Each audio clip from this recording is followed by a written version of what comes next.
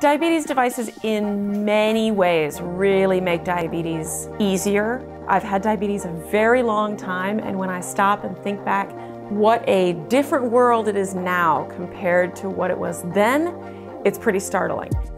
I'd say that the data are pretty unequivocal at this point that certainly diabetes technology and diabetes devices seem to help both glycemic outcomes, which is something a lot of endocrinologists will pay attention to, but also the quality of life, which is what a lot of individuals living with diabetes are really looking for. We know that diabetes devices work, but there are a lot of challenges to using them. We know that people can't always access them. We know that people can't always afford them. And we know that sometimes when they start them, they find parts of them that don't work great for their life. And what we realized was that there wasn't really a single place where people could go and understand what's available, what the features are, what are the benefits and potential drawbacks to these different devices. And so that's why we created Diabetes Wise. So Diabetes Wise is a free, unbiased, data-driven website to help people with education and to get them access to diabetes devices. Our real only bias is just to get more people on devices. We sought funding from the Helmsley Charitable Trust because we wanted to have a tool in Diabetes Wise that wasn't tied to any kind of device manufacturer technology funding. Also, we sit at Stanford University, where one of our missions is to educate and make people more aware of what's available to them. Anyone can use it. You can just Google Diabetes Wise or Diabetes Wise Pro and you can find the website. You don't need a prescription to do it. You don't need any kind of access to use it.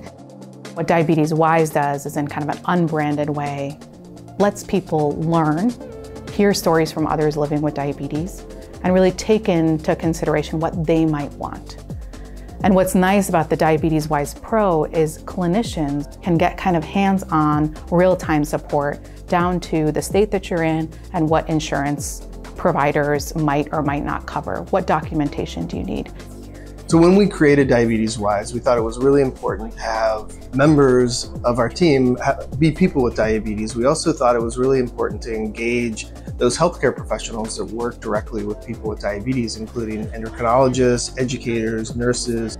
Because I actually have type 1 diabetes, I was very passionate about working in the field of diabetes, and I wanted to contribute to the community, seeing their improvements and with their A1C and glycemic variability really has made me super proud of my work here at Diabetes Wise and at Stanford.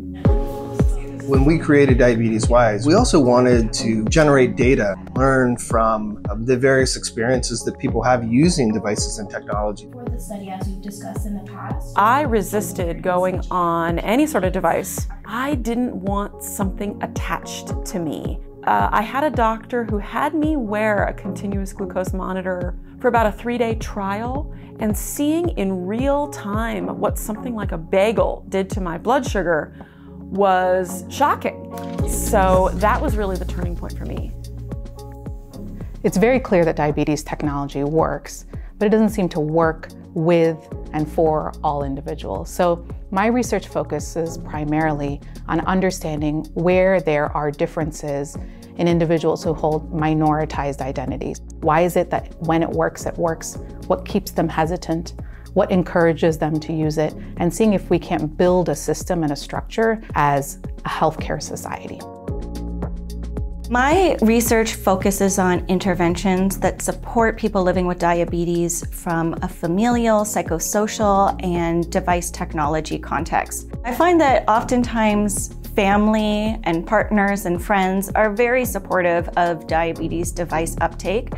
I think a trickier part is with providers. I think oftentimes a lot of providers are well-intentioned, but they may not necessarily have the awareness or resources to really encourage and get people the devices that they may want or need. And that is a really key part of Diabetes Wise. Having that sense of community backing you up and helping you answer questions, sharing experiences so you can figure out what would work best for you means you're going to find the right thing more quickly. So one of our studies that we ran about Diabetes Wise followed people with diabetes for 6 months and tried to understand how much the tool helped them. And we found that nearly 60% of them within that time period talked to their provider about a device, and that a third of them went on a device in that period of time. It's imperative that people have the choice, they have the right over their own healthcare.